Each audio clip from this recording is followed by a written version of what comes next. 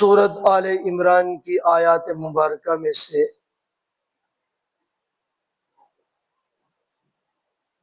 اور سورت البقرہ کی آیات مبارکہ میں سے چند آیات مبارکہ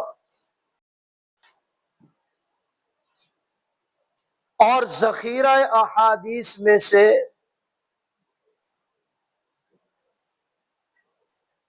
ایک حدیث پاک کی میں نے تلاوت کی ہے۔ ان آیات مبارکہ میں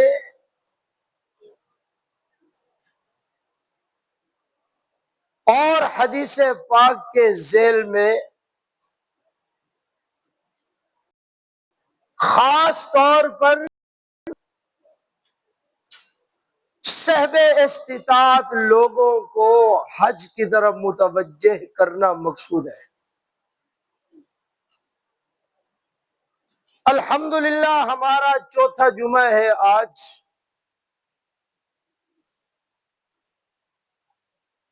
جو حج کی فضیلت، حج کے مسائل و احکامات، حج کی رغبت، حج کے شوق پر مفصل مدلل سامعین سن رہے ہیں، محظوظ ہو رہے ہیں۔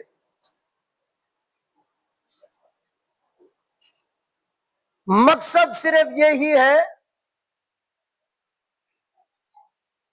کہ اس سفر حج میں رب العالمین اپنے بندوں سے کیا چاہتا ہے، اور بندے سفر عظیم کے لیے خروج کرتے ہیں، یہ اپنے رب سے کس چیز مطالبہ کرتے ہیں۔ الحمدللہ مختلف ملکوں سے کچھ جہاز جو ہیں ان کو لے کر فریضہ حج کی ادائیگی روانہ ہو گئے، اور کچھ عامل حج باقی آ رہے ہیں، جانے والے ہیں، اور ہماری بھی بعض احباب تشریف لاتے ہیں جنہوں نے اپنے حج کا ارادہ جو ہے وہ ظاہر، اس لیے ہم نے اس موضوع کی تمہید باندھی تاکہ ہر شخص کے عظمت اور محبت جو ہے وہ پیدا ہو جائے۔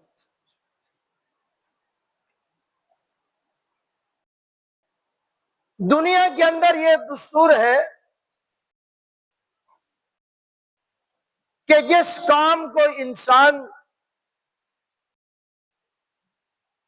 سیکھ کر اس کام کے کرنے میں اور مزہ بھی ہے، اور اس کا اللہ رب العزت اس عبد کے لیے آسانی فرما دیتا۔ یہ تو عام دنیاوی کاموں کے متعلق ہے کہ جس کام کو آدمی سیکھ کر کرے اس کی لذت اور مزہ جو ہے وہ دو بالا ہو جاتا ہے۔ بالکل اسی طرح اللہ سبحانہ و تعالی کی عبادات میں سے جس عبادت کو بھی ہم لے لیں، خواہ وہ نماز جیسی مقدس عبادت ہو،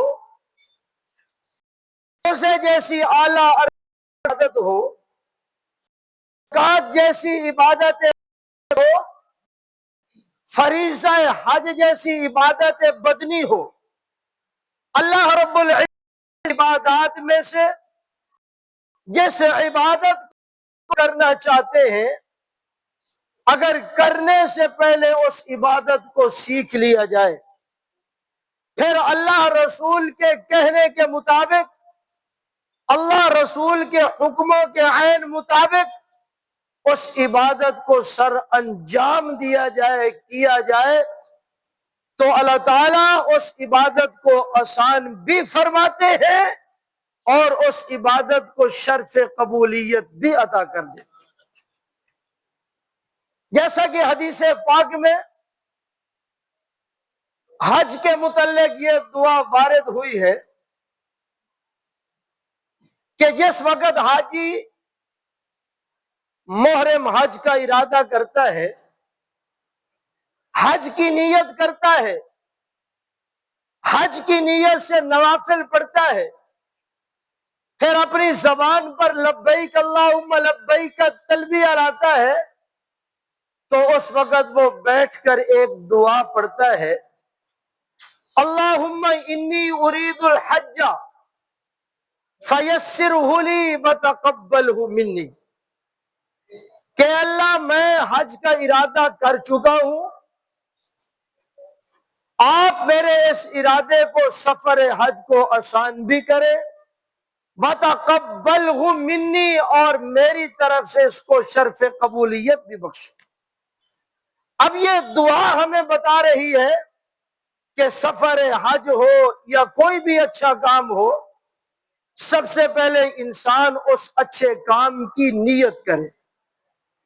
نیت کے ساتھ کیا ہوتا ہے؟ سورت آل عمران میں اس کی وضاحت ہے، فَإِذَا عَزَمْتَ فَتَوَكَّلْ عَلَى اللَّهِ إِنَّ اللَّهَ يُحِبُّ الْمُتَوَكِّلِينَ إِن يَنصُرْكُمُ اللَّهُ فَلَا غَالِبَ لَكُمْ وَإِن يَخْذُلْكُمْ فَمَنْ ذَا الَّذِي يَنصُرُكُم مِّن بَعْدِهِ وَعَلَى اللَّهِ فَلْيَتَوَكَّلِ الْمُؤْمِنُونَ۔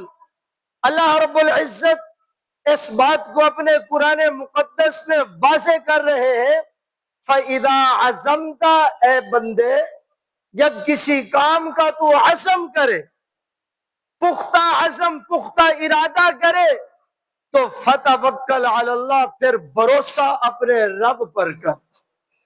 شادی کا ارادہ کیا، بھروسہ رب پر۔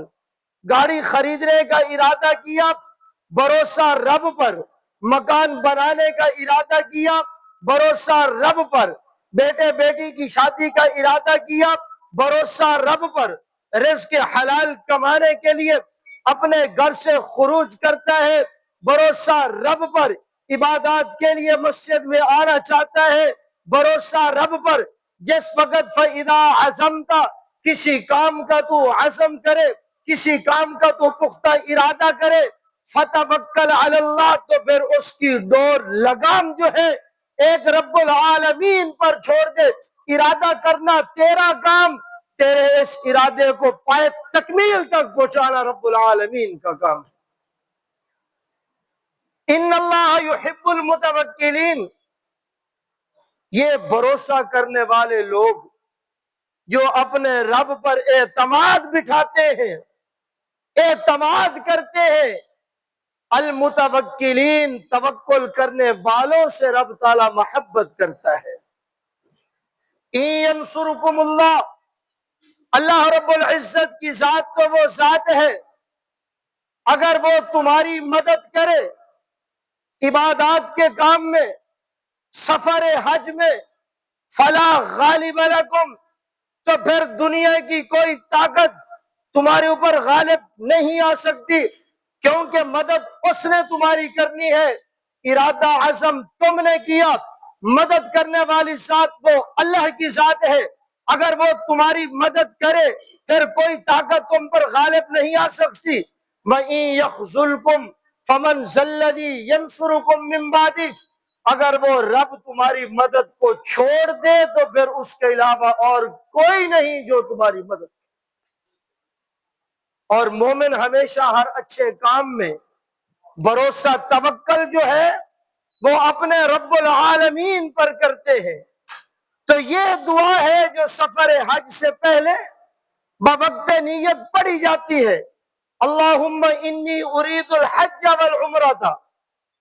اگر حج عمرہ دونوں کا اکٹھا سفر ہے، انی ارید الحج والعمرہ، یا اللہ میں حج اور عمرے کا ارادہ کر بیٹھا ہوں، فَيَسِّرْهُ لِي وَتَقَبَّلْهُ مِنِّي، اس کو میرے لیے آسان بھی فرما دے اور اس کو میری طرف سے قبول بھی فرما دے۔ تو پیغمبر علیہ السلام نے یہ حج کی قبولیت کے لیے، حج کے ارادے کے لیے، حج کی نیت کو مزید ظاہر کرنے کے لیے، عبد مومن کی رغبت اور شوق دلانے کے لیے، اس ارادے کو پائے تکمیل تک پہنچانے کے لیے نبی پاک صلی اللہ علیہ وسلم نے ہمیں یہ پیاری دعا سکھلائی، جو محرم احرام کے وقت 2 رکعت نفل پڑھ کے اس دعا کو پڑھتا ہے، آسان کرنے والی وہ ذات ہے۔ اور اس دعا میں 2 چیزیں عام طور پر استعمال ہوتی ہیں، انی ارید الحج والعمرۃ، حج اور عمرے دونوں کا ارادہ رکھتا ہے تو پھر حج اور عمرہ دونوں لفظ اس دعا کے اندر ذکر کرے گا۔ اور اگر صرف ارادہ حج کا ہے تو اللہم انی ارید الحج کہے گا۔ اگر صرف ارادہ عمرے کا ہے، اللہم انی ارید العمرۃ فیسرہ لی وتقبلہ منی، تو جس چیز کا ارادہ ہو اس کو اس دعا کے اندر ذکر کر دے، اللہ تعالیٰ اس کو پائے تکمیل تک پہنچا دیں گے۔ جیسے آج کل قافلے جو ہے وہ حج کے لیے رواں دواں ہے، اور جاتے ہوئے سب سے پہلے عامرین، عازمین حج، معتمرین وہاں جا کر عمرہ کرتے ہیں۔ چنانچہ آج کی گفتگو میں ہم عمرہ کی 4 چیزیں بیان کرتے ہیں اور پھر حج کو ایک سہل انداز میں احباب کے سامنے رکھنا چاہتے ہیں تاکہ عمرے پر جانے والے یا جا کر عمرہ کرنے والے ان کے لیے عمرہ مشکل نہ ہو، اور جو عازمین حج ہے عمرے کے بعد ان کے لیے حج بھی مشکل نہ ہو۔ اسلام نے ہمارے لیے کسی چیز کو مشکل نہیں بنایا، نہ حج مشکل ہے، نہ عمرہ مشکل ہے، نہ نماز مشکل ہے، نہ قربانی مشکل ہے، نہ زکوٰۃ مشکل ہے۔ انسان جو عبادت کرنا چاہتا ہے اس کے لیے کوئی مشکل نہیں۔ لا یکلف اللہ نفسا الا وسعها، اور اللہ رب العزت نے انسان پر کوئی ایسی عبادت لاگو نہیں کی جس کا وہ مکلف نہ ہو، جس کی وہ طاقت نہ رکھتا ہو۔ ایک چھوٹا معصوم بچہ ہے، سن بلوغت سے پہلے اگر وہ نماز پڑھ لیتا ہے والدین کے شوق دلانے سے، بچے کے والدین کے نامہ اعمال میں اس نماز کا ثواب لکھا جاتا ہے۔ اگر وہ نماز نہیں پڑھتا، چھوڑتا ہے، وہ مرفوع القلم ہے، گرفت نہیں ہے۔ اور اسی طرح ایک شخص پر قربانی واجب نہیں، رب نے مال نہیں دیا، واجب نہیں کرتا، اگر واجب ہو جائے تو پھر کرنی ضروری ہے، کوئی بوجھ نہیں ہے۔ اسی طرح صاحب استطاعت ہے، جب تک مال پاس نہیں، آنے جانے کا سفر جو ہے وہ راحت والا نہیں، تو پھر اس بندے پر حج فرض نہیں۔ اس لیے رب تعالیٰ نے یہ اعلان فرمایا، وَلِلَّهِ عَلَى النَّاسِ، صرف ایک اللہ کی رضا کے لیے، دنیا کی واہ واہ کے لیے نہیں، دنیا کو راضی کرنے کے لیے نہیں، اپنے دل کو خوش کرنے کے لیے نہیں، اپنے اہل و عیال، دوست و احباب کو راضی کرنے کے لیے نہیں، وَلِلَّهِ صرف ایک اللہ کی رضا کے لیے، عَلَى النَّاسِ حِجُّ الْبَيْتِ، لوگوں پر بیت اللہ شریف کا حج فرض ہے، من استطاع الیہ سبیلا، جو وہاں تک جانے کی استطاعت بھی رکھتا، جانے کی استطاعت، واپس آنے کی استطاعت، ہمت و طاقت، اور اپنے گھر والوں کو بھی خرچ دے کر جائے، واپسی آنے تک اس کے اہل و عیال کے پاس خرچ جو ہے وہ پورا ہو۔ یہ ہے من استطاع الیہ سبیلا۔ حاجیوں کے قابل رواں دواں ہے، الحمدللہ 4تھا جمعہ ہے فضیلت حج پر، تو جانے والے احباب سب سے پہلے وہاں جا کر عمرہ کرتے ہیں۔ اور یہ بات ذہن نشین کر لے کہ عمرہ کے بنیادی طور پر 4 کام ہے، 4 رکن ہے، گویا کہ وہاں جا کر 4 کاموں کے کرنے کا نام عمرہ ہے۔ کتنے کاموں کے؟ 4 کام۔ سب سے پہلا کام، یہ حاجی وہاں جا کر احرام باندھتا ہے، میقات سے پہلے پہلے احرام باندھتا ہے. احرام باندھنا یہ عمرے کا سب سے پہلا رکن ہے. پھر مسجد حرام میں داخل ہو کر بیت اللہ شریف کے گرد طواف کرتا ہے. طواف کرنا یہ عمرے کا دوسرا رکن ہے. طواف سے فارغ ہو کر وہاں سے سیڈ سے نکل کر صفا مروہ کی جا کر سعی کرتا ہے. یہ عمرے کا تیسرا رکن ہے. اور سعی کرنے کے بعد اپنے سر پر اسرا پھرواتا ہے، حلق کرواتا ہے. یہ عمرے کا چوتھا رکن ہے. جس آدمی نے وہاں جا کر 4 کام کر لیے اس کو عمرہ مبارک ہو، اس کا عمرہ جو ہے وہ ادا ہو گیا. عمرہ کرنا کوئی مشکل نہیں. جو آدمی وہاں پہنچ جائے وہاں جا کر پریشان نہ ہو کہ پتہ نہیں عمرہ کس چیز کا نام ہے، کون کون سی ارکان اور کام کرنے کا نام عمرہ ہے، کیسے کروں، کہاں سے احرام باندھوں. یہ 4 کام. سب سے پہلا کام احرام کا ہے، دوسرا کام طواف ہے، تیسرا کام صفا مروہ کی سعی ہے، دوڑ ہے، اور چوتھا کام سر پر اسرا پھروانا، حلق کروانا. یہ 4 کام مکمل ہو گئے تو عمرہ جو ہے مکمل ہے. اور اسی طرح حج کو آسان طور پر سمجھنے کے لیے حج کے 5 ایام جو ہے وہ آپ ذہن میں رکھیں. کتنے ایام؟ حج کے 5 دن. اگر ان 5 دن اگر ذہن میں رکھ لے تو ان 5 دنوں کے اندر جو احکام اور مسائل مستنبط ہوتے ہیں، ان احکام اور مسائل کی جو تفصیل ہے وہ ہمارے لیے سمجھنی انتہائی سہل ہو جائے گی، ہمارے لیے انتہائی آسان ہو جائے گی. تو حج کے 5 دنوں میں سے پہلے دن میں ہم نے کیا کرنا ہے، دوسرے دن میں کیا کرنا ہے، تیسرے دن کے اندر کیا کرنا ہے، اس کی تفصیل کیا ہے، چوتھے دن میں کیا کرنا ہے، 5ویں دن میں کیا کرنا ہے، اس کی تفصیل کیا ہے. پہلے اتنی بات موٹی ذہن کے اندر بیٹھ جائے کہ حج جو ہے اللہ تعالیٰ نے 5 دنوں کے اندر رکھا ہے. یہ جو حج کے 5 دن ہیں ان کے اندر کوئی بندہ جو ہے وہاں عمرہ نہیں کر سکتا، کیونکہ حج فرضی عبادت ہے اور عمرہ جو ہے وہ نفلی عبادت ہے. تو فرضی عبادت جو شخص وہاں جا کر عمرہ کر رہا ہے ان 5 دنوں میں گویا کہ وہ نفلی عبادت کو فرضی عبادت پر اہمیت دے رہا ہے. عمرہ جو ہے وہ سارا سال حلال ہے، سارا سال جائز ہے، سارا سال مباح ہے، اس کا اجر و ثواب ملتا ہے.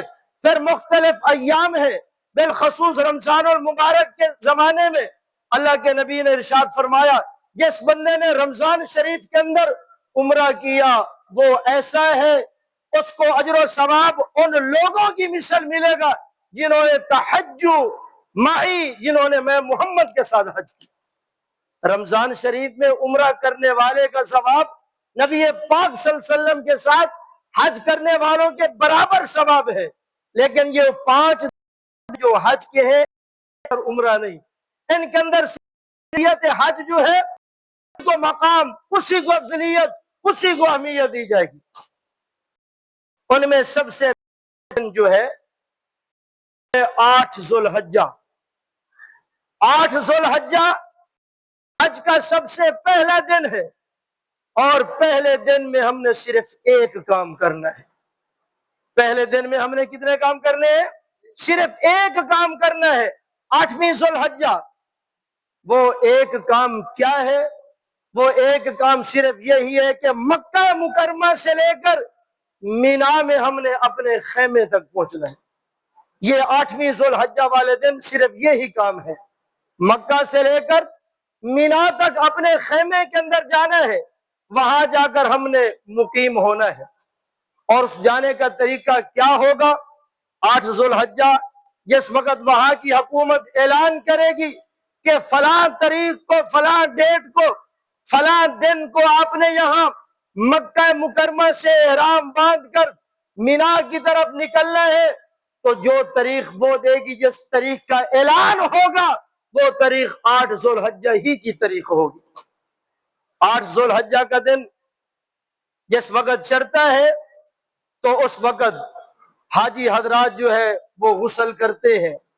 غسل کرنے کے بعد وہ اپنا احرام پہنے اپنا احرام باندھے، اور احرام باندھنے کا کیا طریقہ ہے کہ وہاں قریبی جو مسجد ہے وہاں جا کر غسل کرے، احرام باندھے، تلبیہ پڑھے اور وہاں دعا پڑھے۔ جس وقت انہوں نے اپنا احرام باندھ لیا پھر دعا مانگ لی، اللہم انی ارید الحج فیسرہ لی وتقبلہ منی، تو گویا کہ اب یہ لبیک اللہم لبیک پڑھ کر یہ حج کی نیت جو ہے کر چکے ہیں۔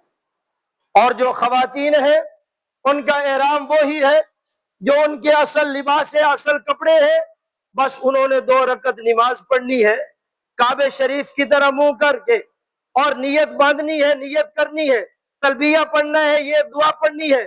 تو حاجی مرد ہو یا عورت ہو، تلبیہ وہ بھی بآواز بلند پڑھے اور پورا تلبیہ پڑھے، لبیک اللہم لبیک لبیک لا شریک لک لبیک ان الحمد والنعمت والملک لا شریک لک لبیک۔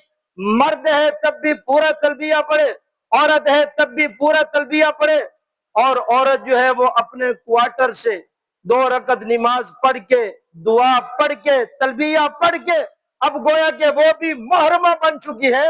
اور اس بات کا خاص خیال رکھنا، جس وقت مینا کی طرف روانگی ہے تو یہ احرام باندھنا، یہ غسل کرنا اور مینا کی طرف جانے کے لیے بالکل مستعد ہو جانا، یہ تیاری کرنا، یہ کم از کم خروج سے 3 گھنٹے پہلے ہو، یہ عمل کم از کم 2-3 گھنٹے پہلے ہو۔ ایسا نہ ہو کہ مینا کی طرف جانے والی سواریاں، بسیں جو ہے وہ آ کر کھڑی ہو جائے اور پانی ٹینکوں کے اندر ختم ہو جائے، اور اس وقت حاجی جو ہے وہ غسل کرنے کے لیے، احرام باندھنے کے لیے اب وہ تیاری کے اندر مبتلا ہے۔ ایسا نہ ہو، بر وقت پہلے ہو، 2-3 گھنٹے پہلے تیاری کر کے، غسل کر کے، احرام باندھ کر، نیت کر کے یہ تیار بیٹھے ہو۔ اور جس وقت مکہ مکرمہ سے صرف پہلا کام چل رہا ہے جو ہم نے 8 ذو الحجہ کو کرنا ہے، اسی کام کی وضاحت و تفصیل پیش کر رہا ہوں کہ مکے سے کس کی طرف جانا؟ مینا کی طرف۔ اور جانے سے پہلے ایک چھوٹا سا بیگ جو ہے یہ حاجی، یہ عازم حج، ایک چھوٹا بیگ جو ہے وہ اپنے پاس تیار رکھ لے۔ اب ذہن کے اندر یہ سوال آتا ہے اس بیگ کو کیا کرنا ہے، اس بیگ کے اندر کیا کچھ ڈالنا ہے؟ تو چند ضروری چیزیں ایسی ہیں جو حاجی حضرات نئے ہوتے ہیں، نہ وہ شرم کی وجہ سے پوچھتے ہیں، نہ پوچھنے کے لیے آتے ہیں، نہ کسی کتاب کا مطالعہ کرتے ہیں، نہ کسی تربیت حج کورس کے اندر جا کر شریک ہوتے ہیں، پھر ان کو مشکل ہوتی ہے۔ ایک چھوٹا بیگ جس کے اندر 2-3 کلو وزن ہو، اور کم از کم اتنا وزن ہو کہ 5 سے 7 کلومیٹر یہ آدمی اکیلا بذات خود اس بیگ کو اٹھا کر چل سکے، کیونکہ وہاں چلنے کا کام ہے۔ اس بیگ کے اندر احرام کی سب سے پہلے 2 چادریں ڈالے، یہ ایک چیز۔ پھر اس بیگ کے اندر احرام کی چادریں ڈالنے کے بعد ایک بند جوتا جو ہے جو عام طور پر پہنا جاتا ہے، اس بیگ کے اندر وہ جوتا بھی ڈال دے۔ اگر مرد حضرات ہے تو 2 سے 3 سوٹ کپڑوں کے 2-3 جوڑے جو ہیں وہ بھی اس کے اندر ڈال دیں، اور خواتین ہیں تو وہ 1 سے لے کر 4 تک سوٹ جو ہے اس بیگ کے اندر ڈالیں۔ پھر اس بیگ کے اندر ایک پلاسٹک کی چٹائی جو ہے وہ بھی ہو، اور ایک نیم گرم چادر بھی ہو سکتا ہے وہاں خیموں کے اندر بارش ہو جائے اور اس کو وہاں دقت اور پریشانی ہو، اور اس محرم کے پاس جو 8 ذو الحجہ والے دن مکہ مکرمہ سے مینا کی طرف خروج کر رہا ہے، اس کے تھیلے میں اس کے پاس قرآن مقدس کا ایک صحیفہ بھی ہونا چاہیے، کیونکہ وہاں مینا کے خیموں کے اندر انسان کو وقت کثیر مل جاتا ہے اور وہاں تلاوت کرنے کے لیے قرآن شریف نہیں ہوتا، پھر یہ قرآن شریف مکہ مکرمہ سے لے کر جائے۔ اور اس بیگ کے اندر ایک تسبیح بھی ہو جس کو عربی زبان کے اندر المصباح کہا جاتا ہے، تاکہ اس کی زبان پر اللہ رب العزت کی یاد، ذکر اور درود پاک جو ہے وہ جاری ہو، ساری رہے۔ اور اس کے بیگ کے اندر کتابوں میں سے چند کتابیں بھی ہو جو اس کو حج کا راستہ دکھاتی ہیں، جو رہنمائے حج بنتی ہیں۔ قدم بقدم ان کتابوں کا مطالعہ اس کے لیے ضروری ہے۔ اور الحمدللہ اللہ تعالیٰ علماء کرام پر اپنی رحمتوں کا نزول فرمائے، کہو آمین۔ علماء کرام نے حج اور عمرے کے پوائنٹ اور موقع موقع پر ساری ترتیب پر بے شمار قسم کی کتابیں لکھی۔ ان میں سے ایک کتاب خاص طور پر جو دعاؤں کی کتاب ہے، جس کو مناجات مقبول کہا جاتا ہے، یہ حضرت مولانا اشرف علی تھانوی رحمہ اللہ کی کتاب ہے۔ اور اس کتاب کی بہترین اہمیت اور خصوصیت یہ ہے کہ قرآن شریف میں جتنی دعائیں ربنا یا اللہم سے آئی ہے، حضرت تھانوی رحمہ اللہ نے ان تمام دعاؤں کو اس کتاب کے اندر درج و تحریر کر دیا۔ اور نبی پاک صلی اللہ علیہ وسلم نے جتنی دعائیں مانگی، بہت ساری دعائیں اس کتاب کے اندر درج و تحریر ہیں۔ اور حضور صلی اللہ علیہ وسلم کے علاوہ باقی انبیاء نے جو دعائیں مانگی، اس کتاب کے اندر وہ دعائیں بھی موجود ہیں۔ اور مناجات مقبول اگر مترجم بھی مل جاتی ہے ترجمہ والی، وہ خرید لے تو انتہائی آسان ہو جائے گا۔ اب مینا کے اندر دوسرے لوگ سوئے ہوئے، اس حاجی نے محرم نے اپنے پاکتل اپنے بیگ سے یہ چھوٹی کتاب نکالی جس کا نام مناجات مقبول ہے، نیچے ترجمہ بھی لکھا ہوا ہے۔ ایک کام ہوتا ہے صرف دعاؤں کا پڑھنا، ایک ہوتا ہے دعاؤں کا سمجھنا۔ جس وقت ہر دعا کو پڑھے گا، نیچے اس کا ترجمہ دیکھے گا، اس کو پتہ چلے گا کہ میں اپنے رب سے کیا باتیں کر رہا ہوں، میں اپنے رب سے کیا مانگ رہا ہوں۔ تو یہ حج کا پہلا دن جس کو 8 ذو الحجہ کہا جاتا ہے، تو پہلے دن میں حج کے 5 دنوں میں سے پہلا دن میں نے بیان کیا، پہلے دن صرف حاجی مکہ مکرمہ سے مینا کی طرف جائے گا، اور وہاں کے لوگ عرب حضرات جو ہیں، جو وہاں کے منتظمین ہیں، اس کے ہاتھ کے اندر ایک وہ کڑا وغیرہ جو ہے، اس کو وہ بھی پہنا دیتے ہیں، جس کڑے پر یہ وہاں کا سارا ایڈریس اور پتہ جو ہے وہ بھی مکتوب ہوتا ہے، وہ بھی لکھا ہوا، اس پر وہ لکھا ہوا ہوتا ہے کہ آپ کا مکتب نمبر کیا ہے، اس کے اوپر لکھا ہوتا ہے آپ کا خیمہ نمبر کیا ہے۔ اب ذہن کے اندر یہ سوال پیدا ہوتا ہے نیو حجاج کے ذہن میں کہ مکتب نمبر، مکتب کس کو کہتے ہیں؟ علماء کرام نے اس کی تشریح اور وضاحت فرمائی کہ وہاں میدان مینا کے اندر جا کر 100 یا 150 کے مجموعے کے چند خیمے ہوتے ہیں۔ جس طرح یہاں ہمارے لیے ایک کالونی ہے، اس کے اندر 50 گھر ہے، پھر ٹون ہے، اس کے اندر 100-200 گھر ہے، وہاں مینا کے اندر جا کر 100 سے لے کر 150 تک خیموں کا ایک جمع غفیر، خیموں کا ایک مجموعہ ہے، اس کو مکتب کہا جاتا ہے۔ اور اس کے ارد گرد پھر ایک بار جو ہے وہ لگا دی جاتی ہے، پتہ چلتا ہے کہ یہ مکتب فلاں ہے، وہ مکتب فلاں ہے۔ پھر اس اپنے مکتب کے اندر داخل ہو کر وہاں اپنے خیمے کا نمبر جو ہے وہ بھی اس کڑے پر درج و تحریر ہوتا ہے۔ تو یہ ساری چیزیں پہلے ذہن کے اندر ہوں گی تو وہاں جا کر یہ سارے حج کے جو مناسک ہیں ان کو کرنا آسان ہو جاتا ہے۔ تو پہلا دن 8 ذو الحجہ مکہ مکرمہ سے مینا کی طرف جانا، اور وہاں جا کر جس وقت قیام کیا، دوسرا دن آیا جس کو 9 ذو الحجہ کہا جاتا ہے، 9ویں ذو الحجہ یہ حج کا دوسرا دن ہے۔ اور اس دن میں صرف ہم نے 2 کام کرنے ہیں، ان میں سے پہلا کام وقوف عرفات ہے، اور دوسرا کام وقوف مزدلفہ ہے۔ وقوف عرفات یہ فرض ہے اور وقوف مزدلفہ یہ واجب ہے۔ بہت سارے حجاج ایسے ہیں وقوف عرفہ بھی چھوڑ دیتے ہیں، وقوف مزدلفہ بھی چھوڑ دیتے ہیں۔ بھائی اتنی رقم لگائی اور وہاں پہنچا، حج کے فرائض اور واجبات کا پتہ نہیں تھا، ان کو آسانی کے ساتھ چھوڑ کر اپنے خیمے کوارٹر کے اندر بیٹھا رہا، نہ وقوف عرفہ کیا نہ وقوف مزدلفہ کیا، تو یہ آدمی جو کچھ بھی لگاتا ہے وہ نکارہ اور ناقص ہے، اللہ کے ہاں اس کا حج کوئی قابل قبول نہیں۔ 4 رکعت نماز کی نیت مانتے ہیں، 3 رکعت نماز فرض کی نیت مانتے ہیں، 2 رکعت نماز فرض کی نیت مانتے ہیں۔ کچھ فرائض ایسے ہیں جو نماز سے باہر ہیں، کچھ فرائض ایسے ہیں جن کا تعلق نماز کے اندر کے ساتھ ہے۔ باہر کا کوئی فرض، مثال کے طور پر جگہ کا پاک ہونا، پھر اسی طرح بدن کا پاک ہونا، پھر کپڑے کا پاک ہونا، پھر منہ جو ہے وہ قبلے کی طرف ہونا، نماز کی نیت کرنا، نماز کے وقت کا ہونا، یہ وہ فرائض ہیں جو نماز سے باہر ہے، ان فرائض میں سے اگر کوئی ایک فرض بھی چھوٹ جاتا ہے، اس بندے کی نماز قبول ہے؟ نہیں قبول۔ اسی طرح نماز کے اندر فرض ہے، تکبیر تحریمہ فرض ہے، قیام کرنا فرض ہے، قیام کے اندر قرات کا کرنا فرض ہے، رکوع کرنا فرض ہے، سجدہ کرنا فرض ہے، یہ نماز کے اندر فرائض ہے۔ آخری اتحیات بیٹھنا فرض ہے۔ اگر فرائض و واجبات میں سے کوئی چھوٹتا ہے، یہ نماز کو جتنا مرضی طویل لمبا کر لے، اللہ کے ہاں نماز قبول نہیں۔ حاجی بڑے خشوع خضوع کے ساتھ وہاں پہنچتا ہے۔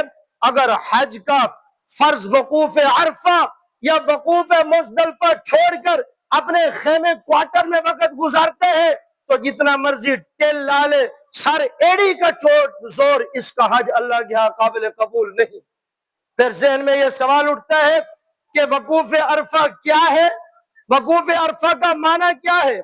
وقوف عرفہ کا ٹائم جو ہے وہ کیا ہے؟ اور وقوف عرفہ کب کرنا ہے؟ یاد رکھیے، وقوف عرفہ، وقوف جو ہے اس کا معنی ہوتا ہے ٹھہرنا، اور عرفہ یہ میدان عرفات کو کہتے ہیں۔ میدان عرفات کے اندر زوال دوسرے دن، زوال یعنی ظہر کے وقت سے لے کر غروب آفتاب تک ٹھہرنا، اس کو وقوف عرفہ کہا جاتا ہے۔ اب آپ نے وقوف عرفہ کا معنی بھی سمجھ لیا اور اس کا وقت بھی سمجھ لیا کہ 9ویں ذوالحجہ والے دن زوال سے لے کر غروب آفتاب تک میدان عرفات کے اندر جو آدمی آ کر رک گیا، ٹھہر گیا، اس نے گویا کہ حج بیت اللہ کی فرضیت جو ہے، یہ کام وقوف عرفہ فرض تھا، اس نے فرضیت کا دوسرا رکن جو ہے وہ ادا کر دیا۔ اور پھر مزدلفہ، وہاں سے پھر مزدلفہ کی طرف چلے گا، مغرب سے پہلے مغرب عشاء، اور مغرب عشاء کے وقت میں تاخیر کے ساتھ جا کر ادا کرے گا۔ تو یہ دوسرا دن جس کو 9ویں ذوالحجہ کہا جا رہا ہے، دن دوسرا ہے، اور دوسرے دن کے اندر صرف ہم نے 2 کام کرنے ہیں۔ پہلا کام وقوف عرفہ اور دوسرا کام وقوف مزدلفہ، اور پہلے دن صرف ایک کام ہے حج کے پہلے دن، وہ ہے مکہ سے مینا کی طرف پہنچنا۔ اور پھر وہاں میدان عرفات میں کرنا کیا ہے؟ اللہ سبحانہ و تعالی نے اس مقام اور اس جگہ کو ایسا بنایا، قرآن شریف کی تلاوت بھی وہاں کرے، جتنی ہو سکتا ہے کرے، اپنے لیے دعائیں، اپنے اہل و عیال کے لیے دعائیں، اپنے قریبی بعیدی رشتہ داروں کے لیے دعائیں، سارے مومنین اور مومنات کے لیے دعائیں۔ میدان عرفات وہ میدان ہے جہاں حاجی محرم کی دعا جو ہے اللہ کے ہاں شرف قبولیت حاصل کرتی ہے، اللہ کے ہاں اس کی دعا جو ہے وہ قبول ہو جاتی ہے۔ امام غزالی رحمہ اللہ جس وقت وفات پاتے ہیں، کلید جنت کے اندر یہ بات لکھی ہوئی ہے، امام غزالی رحمہ اللہ کی وفات کے بعد کسی بزرگوں کو خواب کے اندر ملتے ہیں، اور پوچھنے والے نے پوچھا کہ غزالی یہ بتا کہ اللہ رب العزت نے تیرے ساتھ کیا معاملہ کیا، تیرے ساتھ کیا سلوک کیا؟ امام غزالی فرماتے ہیں کہ اللہ رب العزت نے مجھ سے پوچھا، اے غزالی کیا کر کے لایا ہے، کیا تیرے پاس نیک عمل ہے؟ امام غزالی فرماتے ہیں یا اللہ، پوری دنیا میں جہاں تک ہو سکا واعظ و نصیحت کا کام کیا، جہاں تک ہو سکا درس و تدریس کے ذریعے لوگوں کو مسائل اور احکامات سے آگاہ کیا، اور بہت ساری تصانیف کی۔ اللہ رب العزت فرمانے لگے کہ یہ جتنے کام تو نے کیے ہمارے ہاں ان کی کوئی حقیقت نہیں۔ امام غزالی رحمہ اللہ فرماتے ہیں کہ میں کانپ گیا، ڈر گیا، پھر رب تعالیٰ نے تسلی دی کہ ایک تیرا چھوٹا سا عمل وہ ہمارے سامنے ہے، تو کتاب کی تحریر کر رہا تھا، تو نے اپنا قلم ایک سیاہی کے اندر ڈبویا، باہر نکالا، ایک مکھی آ کر تیرے قلم پر سیاہی چوسنے کے لیے بیٹھ گئی، تو نے اپنے قلم کو روکا۔ امام غزالی سن، تو نے ہماری مخلوق کو پیاس سے سیراب کیا، جا جنت کی نعمتوں سے تو سیراب ہو جا، جنت کی نعمتوں سے سیراب ہو جا۔ منصور کزینی رحمہ اللہ ایک اللہ والے گزرے ہیں جو ہر وقت ساروں قطار روتے رہتے تھے۔ جس وقت وفات ہوئی اور بھائی نے خواب کے اندر دیکھا اور پوچھا کہ رب تعالیٰ نے آپ کے ساتھ کیا معاملہ کیا، تو فرماتے ہیں کہ میں نے اللہ رب العزت کے سامنے یہ بات پیش کی کہ یا اللہ، دنیا میں 1,00,000 درہم صرف تیری رضا کے لیے میں نے خرچ کیا تھا، تیری ہی رضا مقصود تھی، کوئی اور کام مقصود نہیں تھا۔ اللہ نے فرمایا وہ تیرا 1,00,000 اگرچہ میری رضا کے لیے دیا، اس کے اندر کوئی میل تھی، ذرا برابر میل ہونے کی وجہ سے وہ ہمارے ہاں قبول نہیں۔ منصور کزینی فرماتے ہیں کہ میں گھبرایا، پریشان ہوا، رب تعالیٰ کی طرف سے یہ جواب آیا، ایک نیکی تیری ہمارے سامنے ہے کہ تو راستے میں چل رہا تھا اور راستے میں تیرے سامنے ایک کانٹا آیا، کانٹا، اس کانٹے کو اٹھا کر تو نے ایک طرف ڈال دیا کہ کسی کے پاؤں میں چپ نہ جائے، تیری اس نیکی کی وجہ سے جا ہم نے تیری مغفرت کر دی۔ تو بات کرنے کا مقصد یہ ہے کہ میدان عرفات اور اسی طرح حج کا ہر قدم یہ ایسی عظیم نعمت اور عظیم عبادت ہے، ہر قدم پر اجر و ثواب مل رہا ہے۔ تو میدان عرفات میں جتنی نیکیاں کر لے وہ کم ہے، جتنی دعائیں کر لے وہ کم ہے، وہ مناجات مقبول کا وقت ہے۔ اللہ تعالیٰ یہ سعادت ہر مسلمان کے مقدر